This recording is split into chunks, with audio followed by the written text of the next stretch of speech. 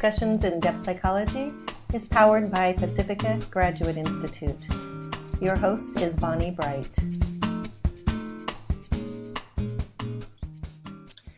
Hello, everyone, and welcome to this episode of Discussions in Depth Psychology, which is powered by Pacifica Graduate Institute. My name is Bonnie Bright, and I'm a graduate of Pacifica, and I am here in the capacity to really find ways to extend depth psychology in the world. And in order to do that, I am having a series of conversations with people who have something to contribute to the wider field of depth psychology. And so I'm here today with Joe Cambray. Joe, I just wanted to welcome you. Thanks for being here. Well, thanks so much, Bonnie. It's a real pleasure to be here. So let me just read a little bit about you, Joe, so that everybody knows about you, and then we'll jump into the conversation. Joe Cambray, Ph.D., is the Provost and Vice President of Academic Affairs at Pacifica Graduate Institute, as well as a Jungian analyst. He's past president of the International Association for Analytical Psychology and former U.S. editor of the Journal of Analytical Psychology. For years, he was on the faculty of the Center for Psychoanalytic Studies at Harvard Medical School, where he co-taught a year-long course on becoming a supervisor, which is something that we're going to dig into a little bit today, but I'm hoping that actually we'll find a lot of topics that are of interest to everybody in the depth world, especially, and in spite of the fact that they may not be planning to become a supervisor anytime soon. Continuing here, his numerous publications include the book based on his Fay lectures, Synchronicity, Nature and Psyche in an Interconnected Universe. Also a volume he edited with Linda Carter, Analytical Psychology, Contemporary Perspectives in Jungian Psychology, and a 2-volume compendium on research in analytical psychology, co-edited with Christian Rosler and Leslie Sawin. That's actually in process right now. It's not out yet. Okay, good to know. Right now. Okay, and in addition, he has published numerous papers in a range of international journals. So that's an impressive bio, Joe, and I appreciate you taking the time to be with me. I know your duties there at Pacifica keep you very busy, and so I'm really grateful for the opportunity to converse with you about this idea of becoming a supervisor in depth, but also I'm hoping we can wade a little bit into some of the topics around synchronicity and also interesting and fascinating things like countertransference and the larger interactive field that happens in the therapy room. Well, thanks. I look very much forward to getting into some of this with you. Well, I'm really appreciative of the work that you've done, and we're going to talk in some depth about an upcoming event that you're offering at Pacifica Graduate Institute, and that is a public program which is called On Becoming a Supervisor in Depth. And that's a 10-week program that starts on March 3rd, 2016. And you're going to be teaching that with Lionel Corbett, who many of us know and whom I've also done a recent interview with, as well as Pat Katsky and also Linda Carter and Avedis Panagian. And so the four of you are going to be offering that. It's really quite a specialized seminar, I think, but I'd like to dig in a little bit to the topic so that we can let everybody know what to expect if they are interested in signing up for that seminar. Okay. Well, for about 12 years, I taught a course on becoming a supervisor at Harvard Medical School, and that was to residents who felt that they didn't get enough training in interviewing, that their expertise was in the prescribing of medication, psychopharmacology, and they wanted more opportunities to work this way. That then expanded outward into a look at the way people were receiving training as a supervisor, and it was very clear that there was very little formal training. Mostly people simply repeated what their own experiences had been. And so based on that, the wish was to really create a whole program that would allow people to differentiate their experience of being a therapist from becoming a supervisor. The relationships are subtly different, even though there's a lot of overlap. And so when I arrived here at Pacifica just in the fall, I talked to a number of senior therapists that I know and respect and thought we might jointly put together something where each one of us could come from our own particular area of expertise and contribute to the building of that kind of program. Yeah, that's, you know, what I really like about what you just said is that you were responding to a need that maybe was not actually extremely overt. And in some ways, it's almost like you're working from the inside of that field in order for something that wants to emerge and to be able to and empower people in a different way to actually take advantage of that opportunity. Yes, a lot of times people feel, oh, I have to become a therapist and I have to be in practice for so many years and then I'll move to becoming a supervisor. It's a rather linear pathway in people's minds. And my experience is actually it's better earlier on to help people once they feel a little more grounded in what they're doing to begin to develop these skills. They take time and they're certainly worth cultivating one's understanding and one's relationship to various theories. Because as a supervisor, when you listen to a lot of clinical material beyond your own focus, then you are almost inevitably drawn into picking up different lenses and taking a look at the material from, say, a self-psychological or relational, and of course a Jungian frame, and each one has something to contribute. So the act of becoming a supervisor is a part of one's own individuation in this sense for me. It helps us broaden our lens and sharpen the tools that we use for our practice. And I'm sure that most people who have chosen to become therapists or clinical psychologists as part of the individuation process, that they are called in a certain way toward doing that. But maybe we should back up and let's just talk a little bit about what happens in the therapy room. So whether people are familiar with that, I assume most people that are listening to this will have some experience of either being the patient or being the therapist in that. But let's talk about what happens when you're in a therapy room and what the basic needs are for somebody to actually have the therapy experience be what it needs to be. Well, it depends, of course, on what the needs of the person who are coming in. I wouldn't want to have a generic therapy for everyone. In fact, what I often do in the first 3 to 4 sessions is really try to find a way to develop a therapeutic alliance to make sure that there's going to be a fit and that the way we're going to work together is going to be something that I genuinely feel I have something to offer this person in terms of exploration. For me, therapy is about people more fully coming into who they are as a person. The focus should be primarily on the internal life of the other person, but it's in the exchange with the therapist. So I don't think we can ever be left out of the equation. And there is asymmetry, so that I pay attention to my reactions and use them, though not often extremely directly, but they help guide me in terms of the interaction. But the focus remains largely on what's happening for the client and what their needs are, not just the ones they consciously express, of course. There's also, through their dreams, through events in their life, we can see the way the unconscious is mobilized and activated and how it's expressing itself through their lives. And so we get some guidance and supervision, in my mind, from the unconscious of the patient. Yeah, so that brings up an interesting topic, and that is this whole question of the field that is talked about, that is created in the space between the therapist and the patient. Can you just share a little bit about what that field, I guess maybe share a little bit about how we can perceive that field and even how we can talk about it, because it's maybe not that easy to actually articulate. Yes, I think, I've gone back over Jung's methodology, and the more I look at it, the more I think that actually much of what he was about was trying to find ways to talk about a multidimensional field within the limited frame of our own sensory perception. So in other words, if you take something like amplification, that is, you bring cultural analogies and you put those up against images in a dream to create resonance and so forth, why do you do that? Well, I think the more profound application of that is that you're trying to catch what's actually starting to come into being in the interactive field between the people. So that it's a technique for, not for simply saying, oh, there's cultural parallels to this, but it's beginning to get a sense of what the archetypal field itself, how it's shaping itself, and what's coming into consciousness. In a way, it's like with cells, you put a stain on them to see the different little parts on the inside. And so in a way, the methods, the approaches are often in Jungian psychology about the third. This, what I would say, supervenient, that is, it goes beyond. So we have an interaction and there's something holistically larger that's happening between us that neither one of us can own. But that's the third that we're both within. And so you're trying to look at something larger than yourself that you're inside of. So this is one of the dilemmas in the art of therapy in my mind. Right. Again, this is something that's completely invisible, and it's such a depth psychological concept.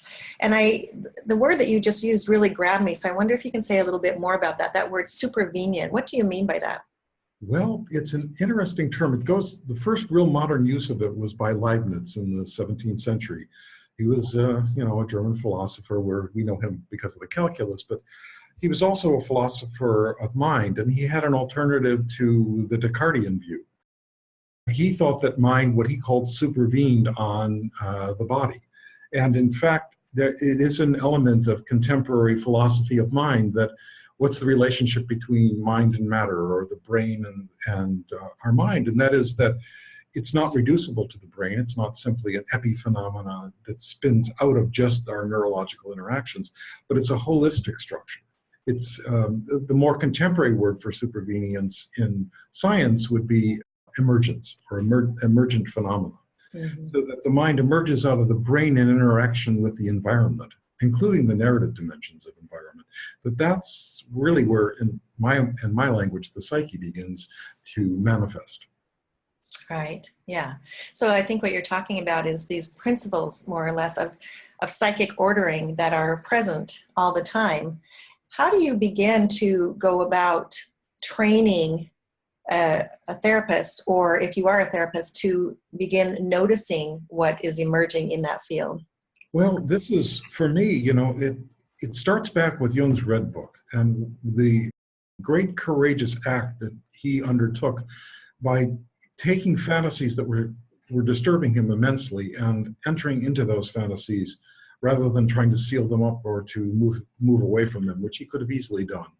But despite his understanding of what the dangers were, he chose to enter. And so he sets a pathway there, I believe, that in a more moderated present form, we would talk about reverie. That is, I can sit during an hour and begin to watch what's happening to the contents of my mind, almost like I'm from a meditative stance, just watching what comes through as I listen to the patient. And when I do that, there's often a convergence between what's going on in my own reverie field and the deeper aspects of what's in the patient's story, often struggling to make their way up to consciousness, struggling to emerge into the field. So reverie then becomes a kind of analytic tool to begin to tune in, to listen to the actions of the analytic third. Yeah. So this is really a depth psychological approach, obviously, to therapy and to supervision. Do you want to say a little bit more about what else would be involved in that depth psychological approach as opposed to some others? Yeah, well, first off, I think we try not to look to develop expertise in a particular area. The point, in my mind, is if you want to be a supervisor, what's your goal? Is it to simply make that person be licensable and skillful in a particular way? That's credible, and that's a very useful thing. But going beyond that, I think, how do you help them become the best therapist they can be? Which is it's not a clone of yourself. That's one of the things that's extremely important. We're not trying to replicate ourselves. So a depth perspective foregoes the narcissistic gratification or the kind of egoic states of the therapist supervisor in this case, towards saying, what are we in service of? What's the deeper thing in terms of what's the supervisee bringing in? And that's, of course, a challenge to them, because many times, especially at the start of supervision, people want to look good, they want to present their best cases, demonstrate their mastery of theory and practice. But in fact, we learn most from where we're having the most difficulties. And so a depth perspective, it's just like allowing the unconscious in. Where do you have trouble? Where do you, stumble? Where do you fall? Those are the things where you're going to learn the most about your relationship to the unconscious and what's probably creating difficulties or impasses in the therapies you're involved in. Right. So I think we're circling back around here, but what I'm really seeing as you speak is this how powerfully this really is an individuation process. To be called to be a supervisor and to actually step up and begin to move into that role, which is very different than being just a therapist. And I don't mean that in any sense other than it's to differentiate between the two. But how does one begin if one is feel the call as a therapist to step into that role, to become a supervisor and to actually, I don't know if the right word is oversee, but to collaborate with and work with those therapists who are just starting out on some level? How does one begin to set a foot on that path, do you think? Well, there are several different pathways in. Of course, one is one's own personal supervision. What has been good supervision for you? What have you really liked? What have you not liked? That starts already with a sense of orientation. And I really encourage people to try multiple supervisors as they find who has the best voice. You know, if I think over the years, I've had numerous supervisors, both Jungian and psychoanalytic. And often what I found is that each supervisor has a particular area where they're really skillful, where there's a certain group of clients or there's a certain kind of psychological issues and problems that brings them to the fullest expression of who they are. And in those kind of supervisions, one gets a very deep initiation into what's happening for them and gives a window, well, how is that relevant for me? How does it fit for me? Then I think that once you have a taste of that, then you can start to study. There's a lot that's been written in the last 15 or 20 years on what is good supervision. And you're absolutely correct, Bonnie, that it's a different skill set. Mm-hmm. And curiously enough, it's not always the same personalities. There are some people I can think of who are extraordinarily good therapists, in part because they work out of a very deep empathic connection often.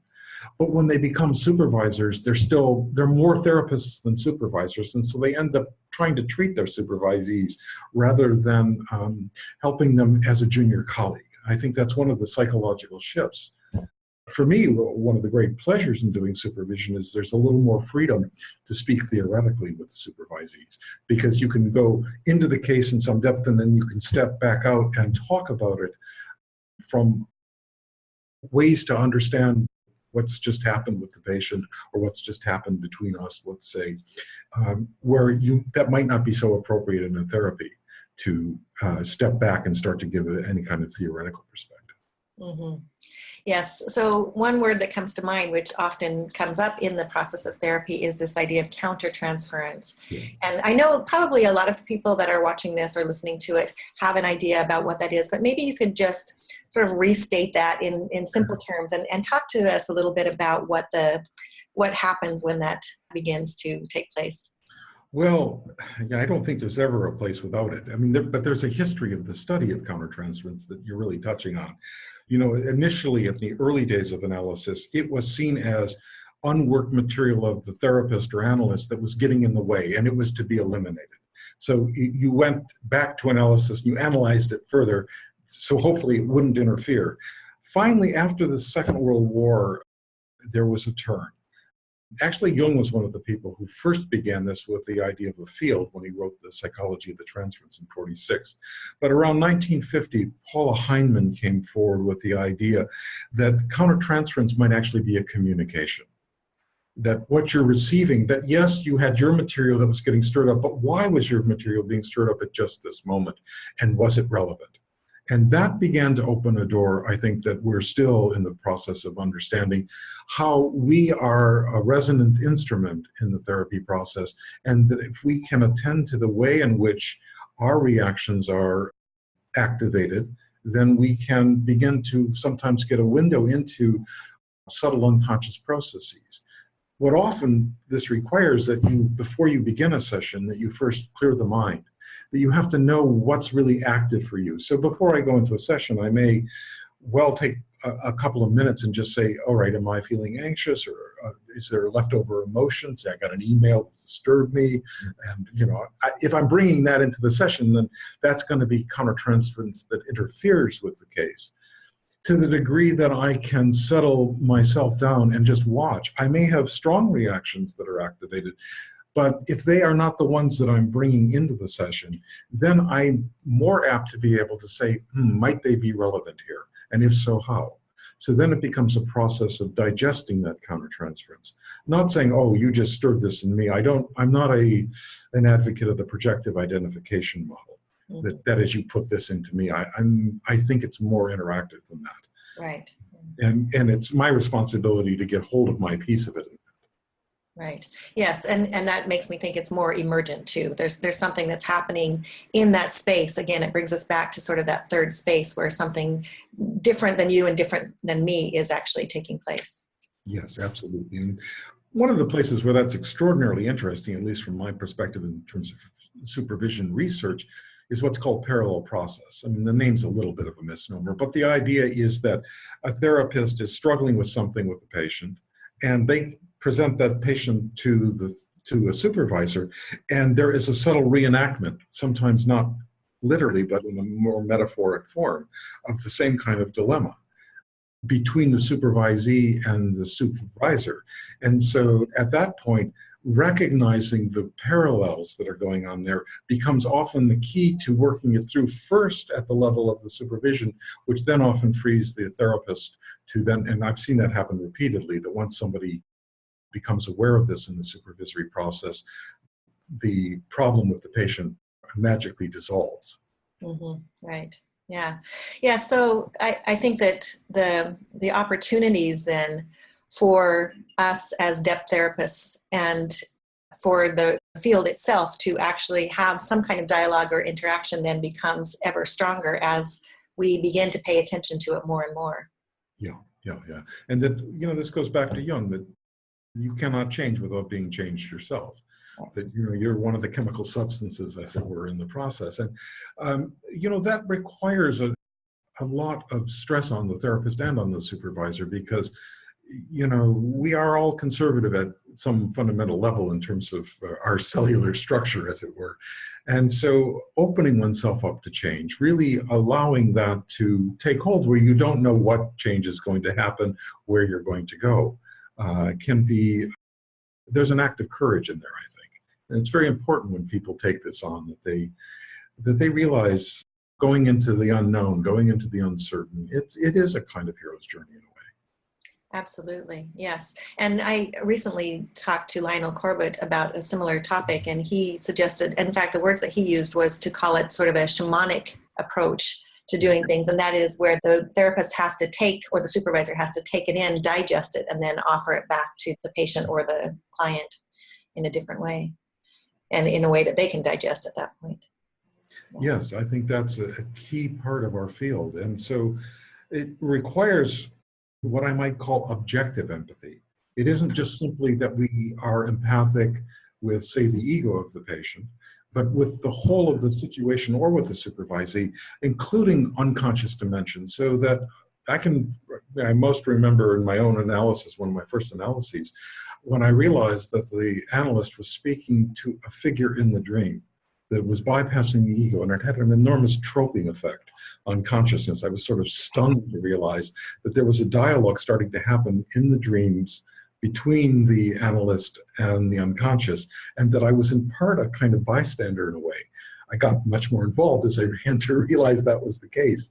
And it made me realize that the way we understand empathy is far too limited. So then if you take a step further beyond that to Jung's notion of a psychoid unconscious, a psychoid archetype, there is a way in which the structure of the world is intuitively informing us. Right. All Yes. the time. Yes. Can you say a little bit more about that word? You took that word. In fact, that was my next question. And so you're already, something's happening here already, right? You're already tapping into whatever's going on here. Can you just explain that a little bit for people who may not be as familiar with that, or who may not quite feel like they have a grasp on what that is? And then we'll see if it expands further. Yeah, I've been very interested recently in what I would call artistic intuition of the psychoid. And what I mean by that is, I look back in history. I was looking at some 13th century mosques in Isfahan, Iran, and they have these extraordinarily elaborate geometric patterns on the inside. It turns out those patterns could not be worked out by any of the simple geometric tools we have. And in fact, they weren't replicated by Western mathematics and science until really into the 1970s and 80s. So that 500 years prior to any kind of, in quote, scientific conception of these things, there was something about these craftspeople and their design that was so in touch with the nature of a fundamental geometric structure of the universe that they could represent these things. We still have no idea what the tools were that they did that. Another more recent example, Jackson Pollack. When you look at his drip paintings, there have been some people who've been analyzing the fractal qualities of those. And it turns out that he he had spontaneously intuited a way to get at the optimal amount of fractal density on the paintings. You can analyze. In fact, there's even this one study that proved something was a fraud because it was off. It was significantly off from what he was actually doing at the time. Yes. And so it's that kind of artistic sense of knowing something in nature, not through a kind of cognitive rational process, but through this kind of intuitive, holistic grasp of it that I'm talking about. Countertransference often is that quality. Yes, yes, I've heard, in fact, something similar about Van Gogh in his painting Starry Night, that it was reflecting literally some of the patterns that exist scientifically and in nature. Yeah, the turbulence patterns. Yeah. So it seems like a real key, both for being a therapist and for stepping into that supervisory position, is really that capacity to begin to intuit. And I really like your expression, artistic intuition, because I think that sums up very much what it is that's happening in that depth field. Everybody is an artist on some level. Yes, oh yes. I'm sure that therapy and supervision, when you really get deeply into them, are art forms. They are not, there's no way, these are not science kinds of things. You can talk about manualized therapy and evidence-based medicine and all of this, but it doesn't get this kind of material. Right. It isn't there. Yeah. Yeah. So our time has gone quickly, and I wanted to still ask you just one more question. Maybe it's a good place to close. And that is, where does synchronicity come into all of this? Because you're quite well known for a particular book, which is called Synchronicity, Nature and Psyche in an Interconnected Universe. And I have the audio version, by the way, which I love to listen to just some mornings when I'm getting ready for the day, or when I just need a little infusion of something. And so talk about synchronicity and how that fits into this process of supervision and therapy. Yeah, I mean, we're right on the edge of it from what we're talking about, because, for me, well, what is synchronicity? I'm still wrestling with my own. There are several layers of understanding for myself. One is the easiest one to talk about is the epistemological. That is the observed facts, because, you're in it and you see it. And I can describe things. When I go to complex systems, I can begin to see language that allows me to talk about the way the interactions create something larger, a holistic structure, that I think our intuition, I would argue very strongly that intuition is that part of our personality and our psyche that has been sort of evolved in an evolutionary way to pick up patterns, and that those patterns we pick up are not necessarily causal patterns, that what we call synchronistic kind of comings together, we have intuitive capacities to know some of those things. Oh, somebody's going to call me on the phone right now. This kind of thing, that kind of knowing just in advance. And quite frankly, the more I do Skype analysis, the more curious little synchronistic moments happen when the equipment doesn't quite work right. When the unconscious seems to manifest itself, and often in a session that's been completely congruent throughout the entire time that we've been talking, and then suddenly when there's a certain kind of affect that's activated, there's a break in the communication field, and then there's a recovery. And if you look at that, there's something synchronistic about that. There's no causal piece that you can pin that to. I think much more common phenomena, quite frankly. Just in the Jungian literature, we've only looked at the largest scale synchronicities, the catching the bug and saying, here's your beetle and so forth. Whereas I think there are all kinds of, even the reverie things that I was talking about today, I think they have a synchronistic base. Yeah. That's really linking, and that these fields are fields that have synchronistic dimensions to them. It's really a capacity for an inner vision, isn't it? It's true, we don't see those connections on the outer level or a linear level as we may think of them with our brains, our thinking minds, but they exist. And so therefore developing more of that inner vision allows us to actually sort of see them somehow from a different perspective as they come to us, making those links. Well, and I think it's a part of the fundamental structure of reality, actually. And I look at some of nature's solutions. For example, we have neurons that make a brain up that's all encased in one head, but there are lots of other good solutions in nature. Take social insects, where any one particular ant is, say, in an ant hive, is not particularly intelligent in any way in terms of their behavior, yet collectively they can exhibit enormous sophistication as a colony in terms of the way they behave and the way they evolve over time and the way they solve problems. And we're just beginning to touch on biological intelligence. And I think that what we call intuition is some of that kind of collective phenomenon. Absolutely. Yes. In fact, you're tapping into something that's very close to my heart, and that is I have a huge thing for bees and have, in fact, did both my master's thesis and dissertation on this idea of a superorganism and how bees are actually larger than the sum of their parts. And I think this is very much the same thing that we're talking about in this case. Form logic, yes, absolutely.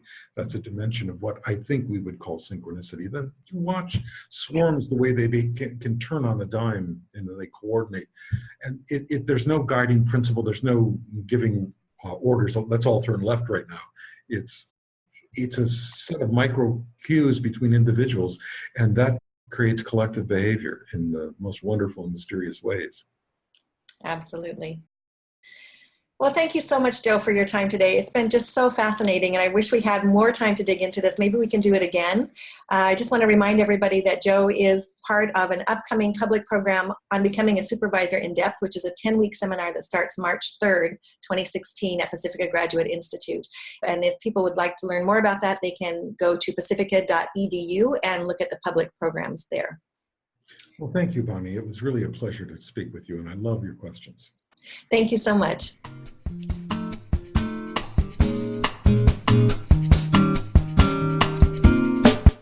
You've been listening to Discussions in Depth Psychology, powered by Pacifica Graduate Institute with host Bonnie Bright.